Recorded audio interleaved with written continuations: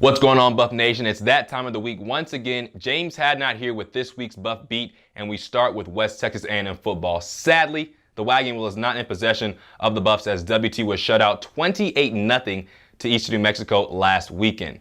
Now, as the Buffs travel to take on Texas A&M Commerce, the reigning D2 national champions, Coach Hunter Hughes looks to embrace the challenge. Teams, and I'd much rather go in and play somebody where nobody thinks we're going to win. Everybody is kind of thinks that we folded the tent. We haven't. It's the coaching staff, myself, and the rest of the coaches. We are preparing for this like any other game, and hopefully our players will do the same. The Lions are currently ranked 9th in the nation, and West Texas A&M is looking to defeat two teams ranked in the top 15 for the first time since the 2013 season when they made it all the way to the D2 quarterfinals. We move inside now as West Texas A&M Volleyball lost both of its games on the road to Angelo State and Tarleton State this past weekend. The Buffs now currently sit 4th in the Lone Star Conference with just 2 weeks left in the season. The Lady Buffs return home to take on St. Mary's in non-conference action on Friday before tussling with Texas A&M Kingsville on Saturday.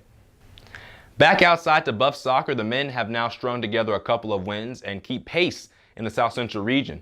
WT defeated St. Edward's at home for the first time since the 2011 season and handled Dallas Baptist on Saturday. The Buffs currently sit 4th in the South Central region standings with 2 games remaining in the regular season. UT Permian Basin and Eastern New Mexico are the 2 opponents this upcoming weekend.